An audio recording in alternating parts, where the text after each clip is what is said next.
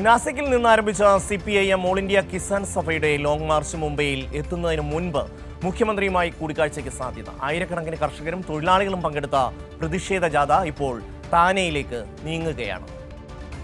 ടുത്തുള്ള ഘടൻ ദേവിയിലെത്തി. തിങ്കളാഴ്ച വൈകുന്നേരം ഇവിടെ തമ്പടിച്ച ശേഷമാണ് ഇന്ന് വീണ്ടും താനെയിലേക്കുള്ള യാത്ര പുനരാരംഭിക്കുന്നത്. ജനുവരി 25-ന് ആരംഭിച്ച മാർച്ചിൽ ആയിരക്കണക്കിന് കർഷകരും തൊഴിലാളികളും മത്സ്യത്തൊഴിലാളികളുമാണ് അണിനിരന്നത്. ഇതിനകം 1 ലക്ഷത്തോളം പേർ മാർച്ചിൽ പങ്കാളികളാണെന്നും മുംബൈയിലേക്കുള്ള പ്രയാണം തുടരുമെന്നും MLA विनोद निकोळे പറഞ്ഞു. शेतकरी पुन्हा रस्त्यावर उतरलेला आहे आणि मुंबईच्या दिशेने कूच केलेले आहे. घाटनदेवी या ठिकाणी काल संध्याकाळी वस्ती केली, मुक्काम केला आणि आता सकाळी या ठिकाणाहून मुंबईच्या दिशेने निघालेलो आहोत. ചർച്ചയ്ക്കായി ശിഷ്ടമണ്ഡലങ്ങളെ बोलवण्यात आलेलं आहे.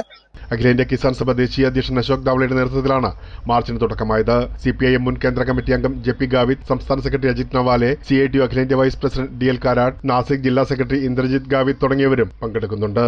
മുഖ്യമന്ത്രി ദേവേന്ദ്ര ഫട്നാവിസ് ഇന്ന് പ്രതിനിധികളെ കണ്ടേക്കുമെന്നാണ് സൂചന. വനാവകാശ നിയമത്തിന്റെ നടപ്പാക്കൽ, ജലസേചന പദ്ധതികളുടെ പൂർത്തീകരണം, ജില്ലാ പരിഷത്ത് സ്കൂളിലെ ഒഴിവുകൾ നികത്തൽ എന്നിവയാണ് പ്രധാന ആവശ്യങ്ങൾ. റിപ്പബ്ലിക് ദിനത്തിൽ ദേശീയ പതാക ഉയർത്തിയ ശേഷമാണ് നാസിക് മുംബൈ ദേശീയപാതയിലൂടെ യാത്ര പുനരാരംഭിച്ചത്. നിരവധി സ്ത്രീകൾ ചെങ്കൊടികൾ വഹിച്ചും മുദ്രാവാക്യങ്ങൾ വിളിച്ചും നഗ്നപാതരായി മാർച്ചിൽ പങ്കെടുക്കുന്നുണ്ട്. പ്രക്ഷോഭം പിൻവലിക്കാൻ സംസ്ഥാന സർക്കാർ ബന്ധപ്പെട്ടിട്ടുണ്ടെങ്കിലും മുഖ്യമന്ത്രിയുമായി കൂടിക്കാഴ്ച നടത്തുന്നവരെ തീരുമാനമെടുക്കില്ലെന്ന നിലപാടിലാണ് സമരക്കാർ. ഇതിനകം 1 ലക്ഷത്തോളം പേർ മാർച്ചിൽ പങ്കാളികളാണെന്നും മുംബൈയിൽ ഫെബ്രുവരി 2-ന് എത്തുമെന്നാണ് പ്രതീക്ഷയെന്നും നേതാക്കൾ വ്യക്തമാക്കി. പ്രേംലാൽ, കൈലി ന്യൂസ്, മുംബൈ.